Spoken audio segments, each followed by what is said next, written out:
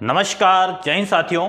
मैं हूं सुनील राठौर। जीएलसीआईएस संस्थान के इस ऑनलाइन प्लेटफॉर्म में आप सभी लोगों का स्वागत करता हूं। साथियों, हम जो चर्चा करेंगे मुख्य परीक्षा को लेकर, जो कि विगत वर्षों में जो भी आपके मुख्य परीक्षा में प्रश्न पूछे गए हैं। जैसा कि आप जानते हैं कि 2020 की परीक्षा को 2020 की मुख्य परीक्षा में जो भी आपके पेपर 6 पेपर हुए हैं, उन 6 पेपर में विषयगतम अध्ययन करवा रहे हैं। उनमें किस प्रकार का प्रश्नों का प्रारूप होता है और उसका उत्तर किस रूपरेखा में आपको ढालना पड़ता है, तो उसी की हम चर्चा कर रहे हैं। क्योंकि अभी लेटेस्ट आपके साथ में जो एग्जाम अभी संपन्न हुआ है मुख्य परीक्षा का, वह है 2020 का एग्जाम। तो 2020 के एग्जाम में जैसा कि आपने देखा, भूगोल से संबंधित हमने सारे प्रश्नों की चर्चा ही की।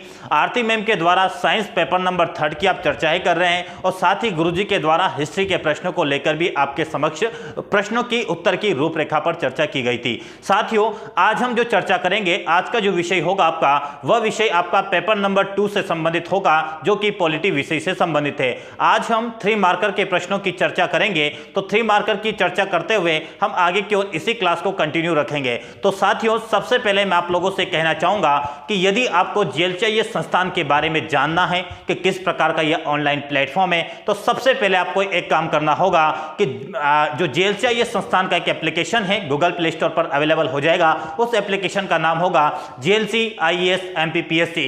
तो जीएलसीआईएस एमपीपीएससी नाम से एक एप्लीकेशन है, जो कि गूगल प्ले स्टोर पर बखूबी आपको प्राप्त हो जाएगा। वहां से उसे इंस्टॉल कीजिएगा, तब जाकर वहां पर आप कई सारे कोर्स को परचेस कर पाएंगे। जैसे कि मैं आपको बतलाना चाहूंगा एक प्रमुख कोर्स जो कि अभ्यर्थियों की आवश्यकता होनी चाहिए। अगर आपको इस चीज का आभास नहीं है कि किस प्रकार से परीक्षा की तैयारी की जाती है, तो पढ़ना सभी लोग पढ़ना तो चाहते हैं, लेकिन पढ़ने के साथ मेहनत भी करना पड़ती है, जो कि मल्टीपल रिवीजन के तौर पर देखी जाती है। तो साथियों, जैसे कि पढ़ने का काम सभी कर रहे हैं, लेकिन कितना पढ़ा है, कितना आपको याद है, उसका एक आपको मूल्यांकन करना होता है। तो मूल्यांकन के लिए आपके पास प्रश्नों का संकलन होना चाहिए। तो जीएलसीआईएस संस्थान उस प्रकार के प्रश्नों का संकलन यदि आपको एक अच्छे प्लेटफॉर्म पर प्रोवाइड करवा रहा है, तो वो मिलेगा आपको जीएलसीआईएस एप्लीकेशन पर। जब आप जाएंगे तो आपको मिलेगा एमपीपीएससी मेंस का क्वेश्चन बैंक। तो एमपीपीएससी मेंस का क्वेश्चन बैंक के साथ में आपको क्या क्या चीजें आपको प्रोवाइड की जाएगी, तो वो समझ लीजिए। साथियों, हर क्लास में इस बारे में मैं चर्चा जरूर करूंगा। इसकी विशेषता क्या है, ऐसा मैं क्यों करूंगा, इसका कारण है कि जो भी नए अभ्यर्थी इस चैनल पर आते हैं, तो उन नए अभ्यर्थियों को भी इस जानकारी का पता चले। बाकी हम अपने प्रश्नों के प्रारूप की चर्चा करेंगे और उसके उत्तर की रूपरेखा की भी चर्चा करेंगे कि किस प्रकार से उसकी रूपरेखा होना चाहिए। लेकिन उसके पहले मैं आप लोगों को क्वेश्चन बैंक के बारे में बताना चाहूंगा। जो भी इस प्लेटफॉर्म पर नए अभ्यर्थी जुड़ रहे हैं, तो उन नए अभ्यर्थियों के लिए मैं कहना चाहूंगा, यदि आप पढ़ाई तो करते ही है, पढ़ाई करने के साथ आपको प्रैक्टिस भी करना पड़ती है। तो उस प्रैक्टिस के लिए आपको क्वेश्चन की आवश्यकता पड़ती है, आपको दर दर उसके लिए भटकना पड़ता है। लेकिन जीएलसीआईएस संस्थान आपको दर दर भटकने नहीं देगा, और उसके लिए आपको जीएलसीआईएस एमपीपीएससी एप्लीकेशन को इंस्टॉल करके वहां पर इस प्रकार का प्रश्नों का संकलन वाला उस कोर्स को आपको परचेस करना होगा। इसकी कीमत मात्र 1910 रखी गई है। आप जैसे कि देख पा रहे हैं 1910 या 1910 1910 तो इस प्रकार की इसकी रेट रखी गई है। इसमें आपको क्या मिलेगा, क्वेश्चन बैंक तो मिलेगा ही सही, साथ में इसमें एक अपग्रेड किया गया है, वो है मॉडल आंसर। तो यहां पर आपको कुछ मॉडल आंसर भी दिए जाएंगे, 5 सोल्ड पेपर भी आपको यहां पर दिए जाएंगे। साथ में यहां पर आपको सेल्फ टॉपिक टेस्ट और सेल्फ यूनिट टेस्ट भी अगर करना चाहते हैं, स्वयं का मूल्यांकन करना चाहते हैं, तो वो भी आप इस कोर्स को खरीदने के साथ साथ इन 5 चीजों की उपयोगिता आप इसका लाभ ले सकते हैं, इसकी उपयोगिता को सुनिश्चित कर सकते हैं। तो साथियों, ये था आपको बतलाने का काम। जैसे जैसे हम क्लास को आगे बढ़ाएंगे, कुछ प्रश्नों की चर्चा करेंगे, उसके साथ में मैं आपको जीएलसीआईएस संस्थान के द्वारा जो ऑनलाइन प्लेटफॉर्म पर कहीं बेहतर चीजें प्रोवाइड की जा रही है, उसके बारे में भी बतलाता हुआ चलूंगा। तो साथियों, आज हमें जो चर्चा करनी है, चर्चा का हमारा जो विषय है आज, वो पेपर नंबर 2 से संबंधित है। तो सबसे पहले आप समझ लीजिए, आज हम जो चर्चा करने वाले हैं, तो वो है पेपर नंबर आपका 2। पेपर आपका 2 है, और उस पेपर 2 का आप अगर बात करें तो खंड अ खंड अ, जैसा कि आप जानते हैं, प्रत्येक जो आपका स्टार्टिंग के दो पेपर होते हैं, फर्स्ट पेपर और सेकंड पेपर, ये दो दो खंडों में विभाजित होते हैं, 150 नंबर में ये विभाजित होते हैं। टोटल पेपर आपका 300 मार्क्स का होता है। ठीक है, तो ये जो पेपर 2 है उसका खंड अ है। तो ये खंड अ किससे संबंधित, आपको ये भी आभास होगा, इसका भी पता होगा, नहीं पता है तो पता कर लीजिए। एक है आपका पॉलिटी से संबंधित प्रश्न, पॉलिटी से संबंधित विषय को शामिल किया गया है, और दूसरा आपका लोक प्रशासन, जिसे आप पब्लिक एडमिनिस्ट्रेशन कहते हैं। लोक प्रशासन, लोक प्रशासन, क्लियर हुआ?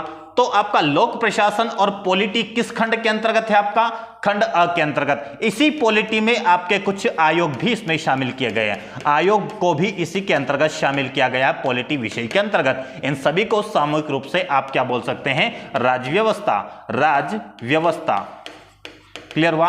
राज्य व्यवस्था में कुछ संवैधानिक संस्था, कुछ संवैधानिक संस्था, कुछ सांविधिक संस्था के तौर पर रहती है। जैसे जैसे हमारे प्रश्न आएंगे वहां पर हम चर्चा करेंगे। तो हम पेपर 2 के अंतर्गत खंड अ की जो चर्चा करेंगे उनके प्रश्नों को, और ये जो पेपर हम जो चर्चा कर रहे हैं वह 2020 की मुख्य परीक्षा के पेपर को आधार मानकर 2020 की मेंस एग्जाम, आपकी जो मेंस एग्जाम हुई है उसी मेंस एग्जाम के प्रश्नों की रूपरेखा के आधार पर हम आंसर के प्रारूप पर चर्चा कर रहे हैं। तो साथियों, ये आपका जो खाका है वो मैंने बतला दिया किसकी हम चर्चा कर रहे हैं। तो अब देखिएगा, जैसे कि मैं आपको यहीं पर बतलाऊंगा, 3 क्वेश्चन की हम मुख्यतः चर्चा करेंगे, 3 प्रश्नों की हम चर्चा करेंगे। सबसे पहला जो प्रश्न होगा आपका, वो पहला प्रश्न जैसे कि मैं देख पा रहा हूं, तो पहला प्रश्न आपका पेपर 2 के अंतर्गत पूछा गया था, वह था उद्देश्य प्रस्ताव से आप क्या समझते हैं? क्या पूछा गया था? उद्देश्य प्रस्ताव, उद्देश्य प्रस्ताव से आप क्या समझते हैं? क्या समझते हैं?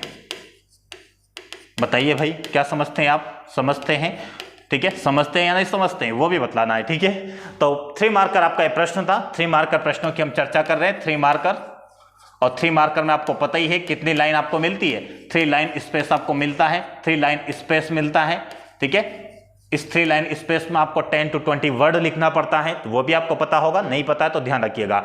अब उद्देश्य प्रस्ताव से आप क्या समझते हैं? तो ध्यान रखिएगा साथियों, पता सभी को है कि उद्देश्य प्रस्ताव किसके द्वारा प्रस्तावित किया गया, कब प्रस्तावित किया, सभी जानते होंगे। नहीं भी जानते तो आपको जानना चाहिए। यदि आप पहली बार पॉलिटी विषय से संबंधित प्रश्नों को पढ़ रहे हैं तो आपको यह जान लेना चाहिए कि उद्देश्य प्रस्ताव आखिर क्या है और यह किसके द्वारा प्रस्तावित किया गया था, कब प्रस्तावित किया गया था, किसके लिए यह आधार का काम करता है, और इसे कब संवैधानिक सभा के द्वारा इसे कब प्रस्तावित कर दिया गया था। तो ध्यान रखिएगा साथियों, उद्देश्य प्रस्ताव में आपको 3 बिंदु मेन तौर पर क्या लिखना है, उन 3 बिंदु पर ध्यान रखिएगा। पहले बिंदु पर आपको क्या 2 चीजें बतलानी है, कब और किसने।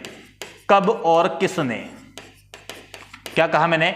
कब और किसने प्रस्तावित किया, कब किया और किसने इसे क्या किया, प्रस्तावित किया। आप ये जान रहे हैं प्रस्तावित का संविधान सभा में, संविधान सभा में। तो संविधान सभा में इसे कब और किसने प्रस्तावित किया ये आपको लिखना, मैं बतलाऊंगा कब और किसने प्रस्तावित किया। फिर आपको ये जानना चाहिए कि जो ये उद्देश्य प्रस्ताव है, इस उद्देश्य प्रस्ताव को अगर बात करें कब सर्वोच्च रूप से इसे भारतीय संविधान सभा द्वारा प्रस्तावना के रूप में इसे स्वीकृति प्राप्त की गई या प्रस्तावना के रूप में इसे स्वीकार किया गया। तो देखिएगा ये जो उद्देश्य प्रस्ताव है ये किसका आधार बनता है, तो ये किसका आधार बनता है वो आपको बतलाना है। और आधार बनने के लिए उस प्रस्ताव को पारित किया जाता है, संविधान के स्वरूप के रूप में उसे स्वीकार किया जाता है। तो आधार बतलाने के साथ आप क्या बताएंगे कि इस उद्देश्य प्रस्ताव को कब स्वीकृति प्रदान की गई, स्वीकृति कब प्रदान की गई, स्वीकृति किस रूप में, प्रस्तावना के, स्वीकृति प्रस्तावना के रूप में, प्रस्तावना के रूप में। ठीक है, तो 3 बात आपको बतानी। अभी आंसर कंप्लीट नहीं हुआ है, आंसर का मैंने मेन मोटो आपको बतलाया है कि इस प्रकार के प्रश्नों में किस बिंदु को आपको कोट करना चाहिए। अब देखिएगा यहां पर इसका उत्तर हम देखते हैं। सबसे पहला बिंदु जब आप बताएंगे तो आप कहेंगे कि सर 13 दिसंबर 1946 या 47, ठीक है। 1946 पहली संविधान सभा का गठन कब हुआ था आपका? पहली संविधान सभा का गठन आपको पता होगा कि पहली संविधान सभा आपकी 9 दिसंबर 1946 को आयोजित हुई थी, और 9 दिसंबर को जब आयोजित हुई तो अस्थायी अध्यक्ष के रूप में सच्चिदानंद सिन्हा को अस्थायी अध्यक्ष बनाया गया था। तत्पश्चात देखिएगा, अब यह बखूबी सभी जानते हैं कि 5वीं बैठक में आपका उद्देश्य प्रस्ताव प्रस्तावित किया गया था, यह आपको पता होगा। देखिएगा कैसे, जैसे कि एक मोटे तौर पर इधर बात कर लेते हैं, फिर प्रश्नों पर आएंगे हम। जैसे कि आपको पता है 9 दिसंबर 1946 को यह प्रथम बैठक है आपकी, ठीक है, प्रथम बैठक। तो प्रथम बैठक में क्या हुआ था? प्रथम बैठक में सबसे पहले 9 दिसंबर 1946 को प्रथम संविधान सभा की बैठक हुई। इसमें आपके सच्चिदानंद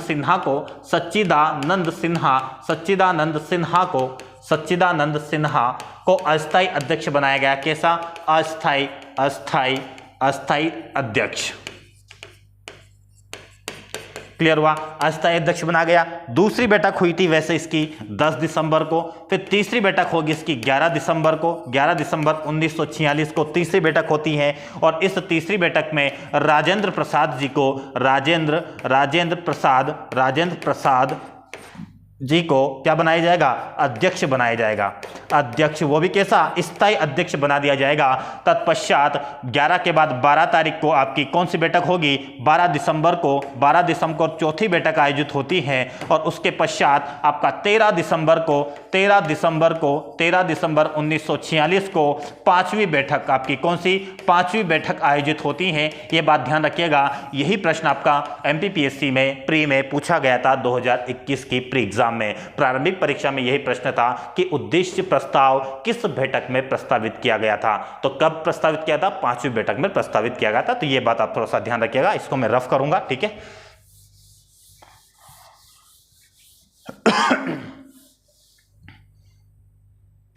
एक काम करिए, इसको रखते हैं यहीं पर, हम अगले पेज पर बातें कर लेते हैं उसके आंसर की, ठीक है। अब देखिएगा 13 दिसंबर 1946 को पंडित जवाहरलाल नेहरू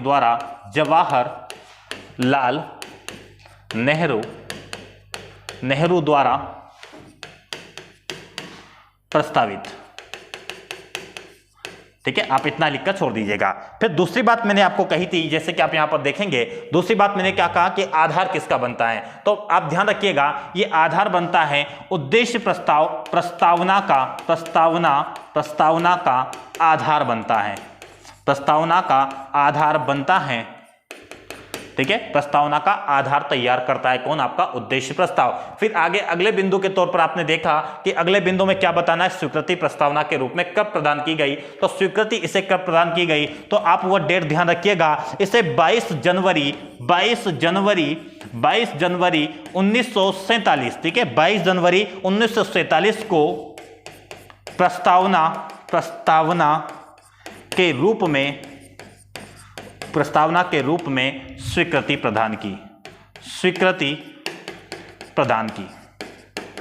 तो ये 3 बिंदु अगर कोट कर देंगे तो आपके 3 नंबर तैयार हो जाएंगे। इसका प्रारूप इसी प्रकार के आपको एरो के चिन्ह बनाकर या 3 पॉइंट्स आपको बतलाकर इसके बारे में चर्चा करनी होती है।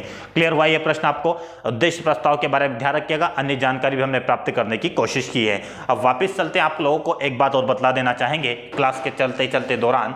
देखिएगा साथियों, जैसे कि मैं एक बात और आपको बताना चाहूंगा GLCIS संस्थान के ऑनलाइन प्लेटफॉर्म के बारे में, कि GLCIS संस्थान का जो ऑनलाइन प्लेटफॉर्म है, जहां पर यदि आप कम समय में बेहतर तैयारी करना चाहते हैं, एक गुणवत्तापूर्ण तैयारी करना चाहते हैं, तो वो भी GLCIS संस्थान के द्वारा एक क्लासरूम प्रोग्राम के तहत आपको ऑनलाइन वीडियो क्लासेस प्रोवाइड की जाएगी। ऑनलाइन रिकॉर्डेड वीडियो आपको प्रोवाइड होगा। तो साथियों, जैसे कि आपको 6 पेपर की आप तैयारी करना चाहते हैं, वो आपके 6 पेपर के वीडियो लेक्चर आपको प्राप्त होंगे। साथ में आप टेस्ट सीरीज भी उसमें ऐड करना चाहते हैं तो उसकी प्राइस आपका 11,121 रुपए हो जाती है। और यदि आप केवल और केवल वीडियो लेक्चर ही लेना चाहते हैं तो उसकी प्राइस समथिंग 7,000 के समथिंग आपको प्राइस पड़ती है। और साथ में टेस्ट सीरीज भी लेना चाहते हैं तो वो आपको 11,121 में वो चीजें पड़ जाती हैं। तो वीडियो लेक्चर के साथ में टेस्ट सीरीज भी आपको मेंस क्लासरूम के साथ में वीडियो लेक्चर आपको प्रोवाइड किए जाएंगे। ये ऑनलाइन प्लेटफॉर्म की प्रमुख विशेषता है। और यदि आप प्री के साथ साथ मेंस भी पढ़ना चाहते हैं, मेंस के साथ या प्री पढ़ना चाहते हैं, जैसे कि कुछ अभ्यर्थी जैसे कि मेंस एग्जाम की तैयारी तो करना चाहते हैं लेकिन आगामी प्रारंभिक परीक्षा की भी तैयारी करना चाहते हैं, घर बैठे हुए अफसर का सपना देखते हैं, तो वैसे अभ्यर्थियों के लिए भी ये दोनों सुविधाएं जेएलसीआई संस्थान के द्वारा प्रोवाइड की जा रही है। आप मेंस के लिए भी और प्री के लिए भी, दोनों ही एग्जाम के लिए, और साथ में टेस्ट सीरीज भी आपको मिल जाएगी। तो उसके लिए आपको मात्र और मात्र 16,700 प्राइस का आपको उसका एक डोनेट करना पड़ेगा, इन्वेस्ट करना पड़ेगा। ये आप खर्च नहीं कर रहे, ये आप इन्वेस्ट कर रहे हैं जिसका आपको प्रॉफिट होने वाला है भविष्य में। किस रूप में? एक आप आईएएस अधिकारी आप एक भावी अधिकारी बनेंगे मध्य प्रदेश लोक सेवा आयोग के तहत। तो मध्य प्रदेश लोक सेवा आयोग के तहत एक सर्वोच्च पद जो होता है डिप्टी कलेक्टर, तो वह डिप्टी कलेक्टर उप जिलाध्यक्ष, उस पद के लिए आप एक पूरी तरह से तैयार हो जाएंगे। तो साथियों, जेएलसीआई संस्थान के द्वारा यह कोर्स भी आपको प्रोवाइड किया जा रहा है। चलिए अब बात करेंगे हम दूसरे प्रश्न की। दूसरा प्रश्न किस रूप में पूछा गया था उसकी हम बात करेंगे। उस प्रश्नों को लेकर कई सारे विचार भी आपको सुनने को मिला होगा। तो यहां पर पहले प्रश्न में लिख देता हूं, जैसे कि मैं देख पा रहा हूं प्रश्न क्या था आपका, वो प्रश्न लिख देता हूं। दूसरे प्रश्न की हम चर्चा कर रहे हैं। क्वेश्चन है आपका कि भारतीय संविधान में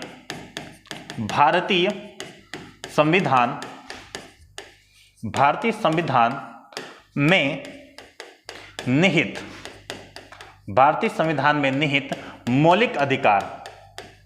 मौलिक अधिकार, भारतीय संविधान में निहित मौलिक अधिकार की तीन प्रमुख विशेषता, तीन प्रमुख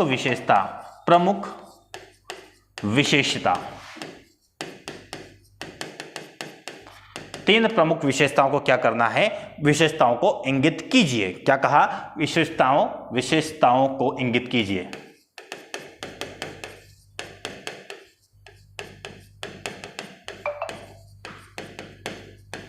ये आपका प्रश्न था। दूसरे प्रश्न के तौर पर आपने 2020 के मुख्य परीक्षा का पेपर देखे हो, तो यही आपका दूसरा प्रश्न था। अब ध्यान रखिएगा, इस प्रश्नों को हम बांटते आखिर ये पूछना क्या चाह रहा है। अगर आप कहेंगे सर सीधा सीधा कहें सर विशेषता तो पूछ रहा है, विशेषता जल्दी से बताइए, आगे बढ़ जाइए।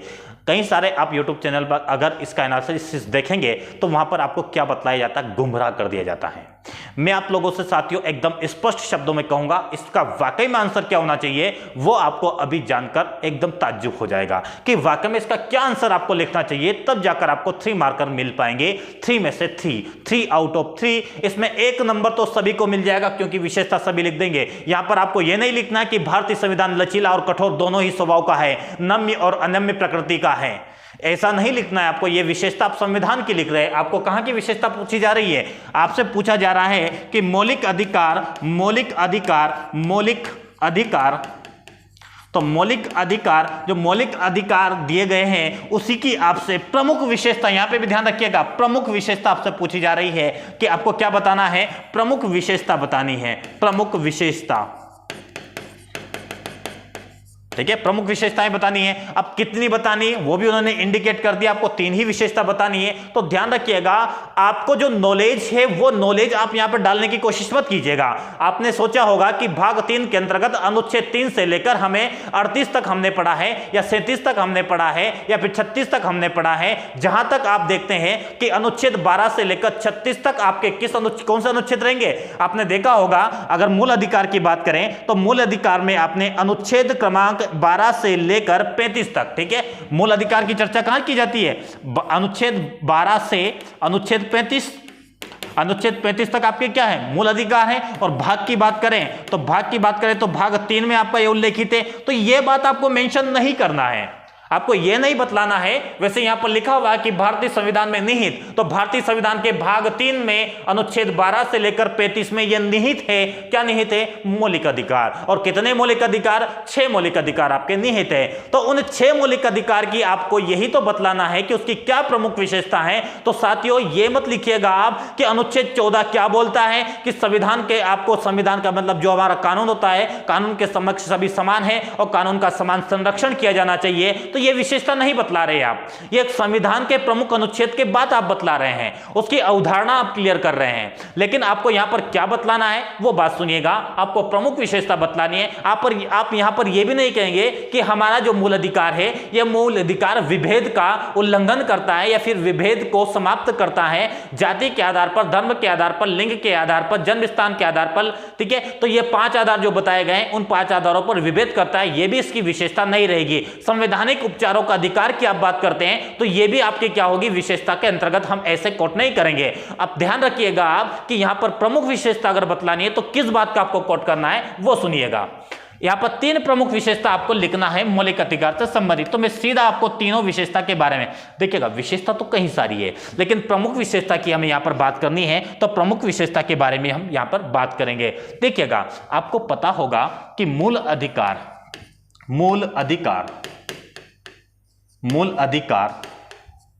ठीक है, मूल अधिकार किसके द्वारा प्रदान किए गए बताइए आप लोग।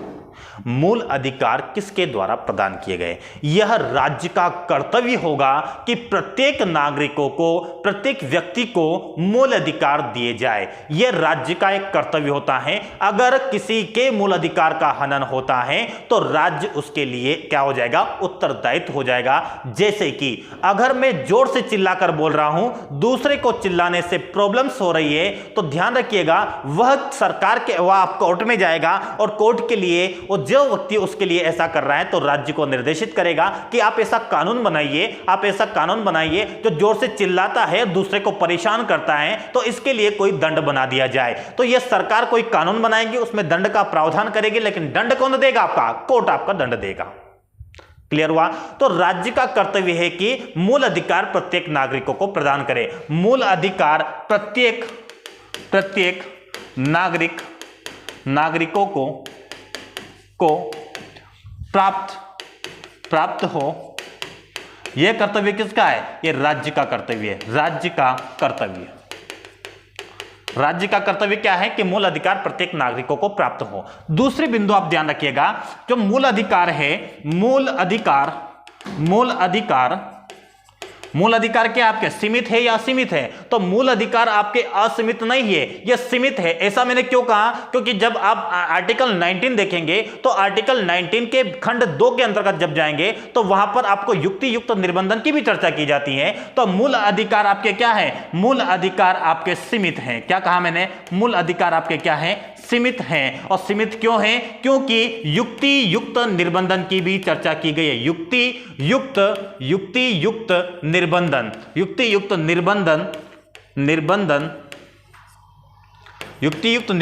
की भी बात की गई है। तो मूल अधिकार सीमित हैं क्योंकि युक्ति युक्त निर्बंधन का भी उसमें प्रावधान है। तो ये भी आप क्या बतला रहे हैं? विशेषता ही तो बतला रहे हैं। तो ये विशेषता के तहत आप ऐसा बतला सकते हैं। तो युक्ति युक्त निर्बंध आप समझ पा रहे हैं। जैसे कि मैंने कहा कि आप जनजाति वाले एरिया में आप उनके जंगल को काटकर वहां पर मकान नहीं बना सकते हैं, ये युक्ति युक्त निर्बंधन है। आपको चाहे पूरे भारत देश में भ्रमण करने का अधिकार है, कहीं पर भी आप निवास कर सकते हैं, यह भी आपको अधिकार है। लेकिन ऐसे क्षेत्र में आप निवास नहीं कर सकते जहां पर जनजाति एरिया है, उसके वनों का अधिकार आप नहीं छीन सकते हैं। और आप इस प्रकार की हड़ताल नहीं कर सकते हैं जिसमें आप क्या कर सकते हैं? हथियारों का प्रयोग कर रहे हैं, ऐसी हड़ताल का आयोजन आप नहीं कर सकते हैं। तो ये आपके क्या है? युक्ति युक्त निर्बंधन की चर्चा की जा रही है। इसका मतलब मूल अधिकार सीमित है। आपके सीमित होने के साथ साथ आपने बता दिया कि युक्ति युक्त निर्बंधन है, इस वजह से क्या हो जाएगा? आपका सीमित है। तीसरी प्रमुख विशेषता आप अगर बतलाना चाहे तो तीसरी प्रमुख विशेषता किस रूप में आप बतला सकते हैं कि सर, जैसे कि आपातकाल के समय, आपातकाल के दौरान, ठीक है, आपातकाल के दौरान, और कौन सा आपातकाल आपका? राष्ट्रीय आपातकाल लगेगा 256 वाला, 356। राष्ट्रीय आपातकाल किस अनुच्छेद में? आपका 356 के तहत जब राष्ट्रीय आपातकाल लगता है, 352, सॉरी यहां पर क्या लिख दिया? 356 राष्ट्रीय आपातकाल है, राष्ट्रपति शासन है। 352 अनुच्छेद 352 में जब राष्ट्रीय आपातकाल लगता है तो आपके जो अनुच्छेद 20 और अनुच्छेद 21, इन दोनों को छोड़कर सभी मूल अधिकार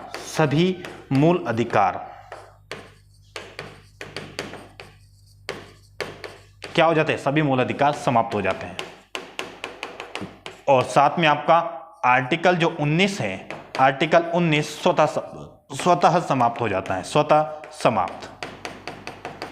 तो यह भी एक प्रमुख विशेषता हो गई कि मूल अधिकार प्रत्येक नागरिकों को प्राप्त है, यह राज्य का कर्तव्य है। मूल अधिकार सीमित होते हैं, युक्त युक्त निर्बंधन है। आपातकाल के दौरान अनुच्छेद 20 और 21 को छोड़कर बाकी सारे मूल अधिकार क्या हो जाते हैं? समाप्त हो जाते हैं। और जैसे ही राष्ट्रीय आपातकाल लगता है 352 के तहत, तो आपका एक ऐसा अनुच्छेद है, अनुच्छेद 19, यह स्वतः समाप्त हो जाता है।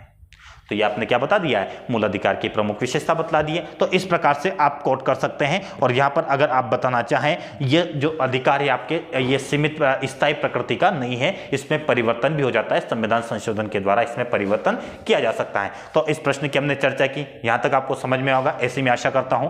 अब देखिएगा साथियों, एक बात और आपको यहां पर चलते हुए बतला देते हैं। ये तो मैंने आपको बतला ही दिया कि केवल यदि आप जेएलसीआईएस संस्थान के ऑनलाइन प्लेटफॉर्म में यदि केवल और केवल मेंस का कोर्स परचेस करना चाहते हैं, वीडियो लेक्चर परचेस करना चाहते हैं, टेस्ट सीरीज को उसमें ऐड नहीं किया जाता है, तो आपको वो 7,000 में वो रेट मिलता है। इसके बारे में आपको चर्चा कर चुका था। साथ में एक बेहतर चीज अब जेएलसीआईएस संस्थान के द्वारा एक नई तरीके से आपको चीजें उपलब्ध करवा रहा है।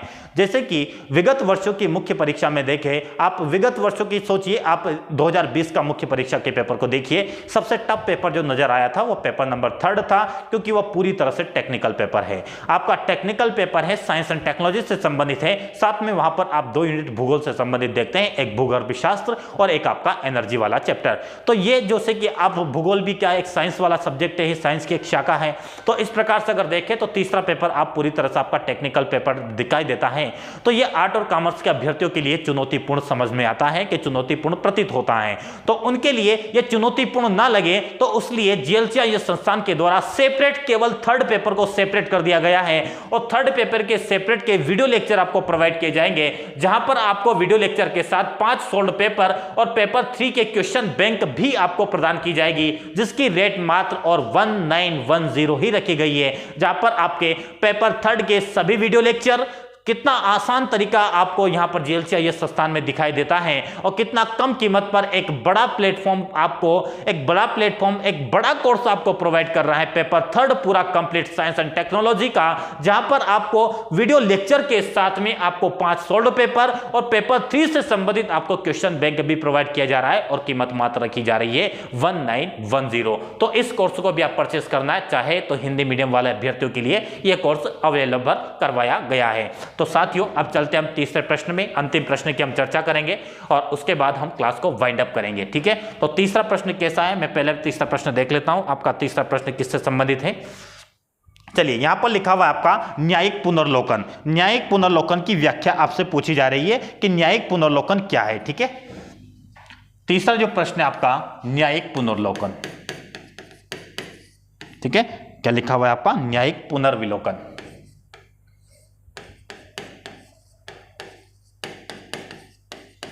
न्यायिक पुनर्लोकन की व्याख्या कीजिए,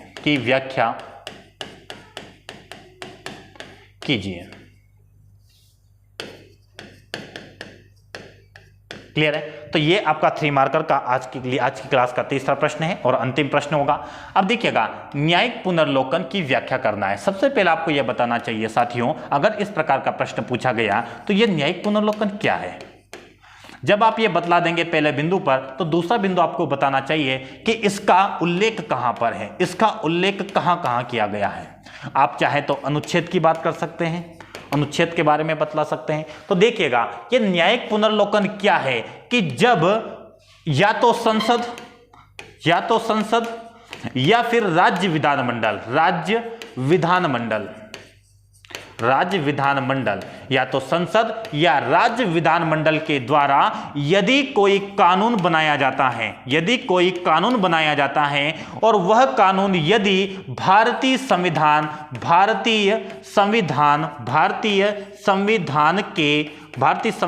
के आधारभूत ढांचे, ठीक है, आधारभूत ढांचे का क्या करता है? आधारभूत ढांचे का उल्लंघन करता है, तो उल्लंघन करने की स्थिति में उस कानून को न्यायपालिका निरस्त कर देती है। तो ध्यान रखिएगा, न्यायिक पुनर्लोकन क्या है? संसद या राज्य विधानमंडल के द्वारा पारित कोई कानून यदि संविधान के आधारभूत ढांचे के अनुकूल है या प्रतिकूल है, उसका उल्लंघन कर रहा है या नहीं कर रहा है, इसकी जांच के लिए सुप्रीम कोर्ट उसका न्यायिक पुनर्लोकन कर सकता है। किसका? उस कानून का न्यायिक पुनर्लोकन कर सकता है। तो इसका अधिकार उसे कहां से मिलता है, तो उसका उल्लेख कहां है? तो अनुच्छेद आप देखेंगे, अनुच्छेद 13, अनुच्छेद 26, अनुच्छेद 32, अनुच्छेद 32 और अनुच्छेद 126। तो अनुच्छेद 126, अनुच्छेद 232 और अनुच्छेद 13, तो ये 3 प्रमुख अनुच्छेद है जहां पर सुप्रीम कोर्ट या हाई कोर्ट या सीधा कहिए आप न्यायपालिका को न्यायिक पुनर्लोकन की शक्ति प्रदान की गई है। ऐसा क्यों किया गया है उसकी चर्चा हमने क्या में कर लिया है कि क्या है ये कि संसद या राज्य विधानमंडल के द्वारा कोई ऐसा कानून पारित कर दिया जाए जो या तो उसके संविधान के आधारभूत ढांचे के अनुकूल हो या प्रतिकूल हो, तो इसी की जांच के लिए न्यायपालिका के द्वारा न्यायिक पुनर्लोकन किया जाता है, उसका सर्वेक्षण किया जाता है। यदि वह अनुकूल होगा तो बना रहेगा, यदि प्रतिकूल होगा तो उस कानून को खारिज कर दिया जाएगा, उस कानून को समाप्त कर दिया जाएगा। तो इसीलिए अनुच्छेद 13, अनुच्छेद 32 और अनुच्छेद 126 के तहत तो हाई कोर्ट को, अनुच्छेद के तहत 126 के तहत हाई कोर्ट, 32 के तहत आपका सुप्रीम कोर्ट को यह अधिकारिता प्राप्त है, न्यायिक पुनर्लोकन की अधिकारिता प्राप्त है। तो इस प्रकार से आप इसका रिप्रेजेंट कर सकते हैं, ऐसे आप इसको बतला सकते हैं। तो साथियों हमने ये अंतिम प्रश्न जो देखा, तो अंतिम प्रश्न इस प्रकार आप उसे रिप्रेजेंट कर सकते हैं। और अंत में, क्लास के अंत में मैं आपको एक बात कहना चाहूंगा, जो भी कोर्स आपको मैंने अभी बतलाए थे,